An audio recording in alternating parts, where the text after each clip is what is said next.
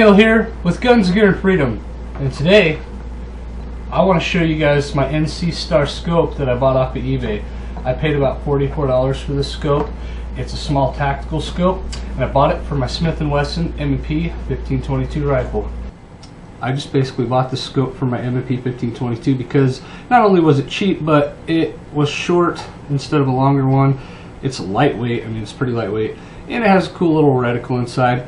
I'm going to try to show you guys the reticle inside and see what you guys think, but to do that I need to mount it on my rifle so I can try to work the camera and hold the scope still at the same time. The features of this scope I want to run over real quick.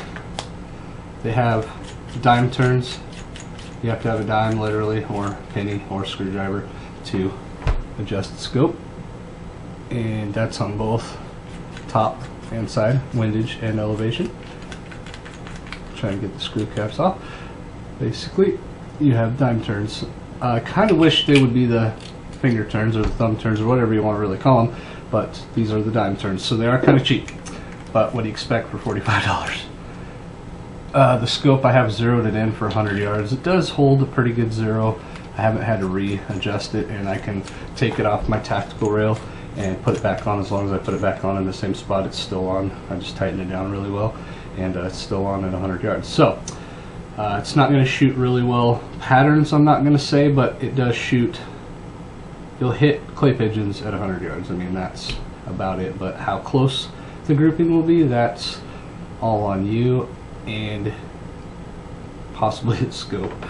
But let's see if we can take a look at the reticle inside.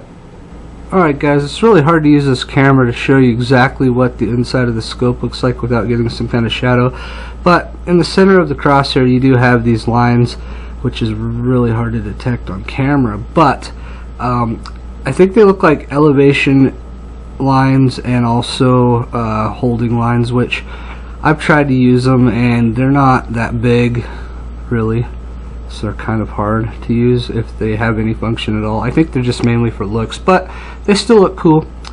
There's really little lines. I don't know if you guys are going to see it on camera.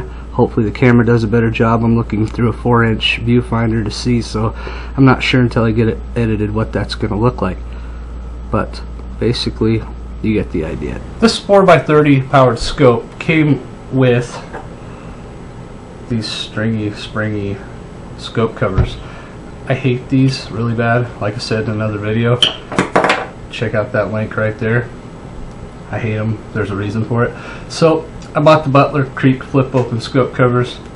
Like them. Obviously this isn't a review for those, but I put them on there anyhow, and they really help. But this scope up to 100 yards seems to be accurate. If you want to go further than that, this is only a 4-power scope, so I don't know if I'd recommend that. If you want to shoot like quarters at 100 yards like I have in some of my other videos, like that one there, don't use this scope. It just doesn't zoom in as good as actually doesn't zoom in at all, so I don't recommend using this for like long distance shots if you're trying to get real high accuracy, but it should hit 3 inches, roughly 3-inch diameter at 100 yards. It has for me. So with that being said, that's this scope. Well, that just about wraps up this NC Star sporting scope review.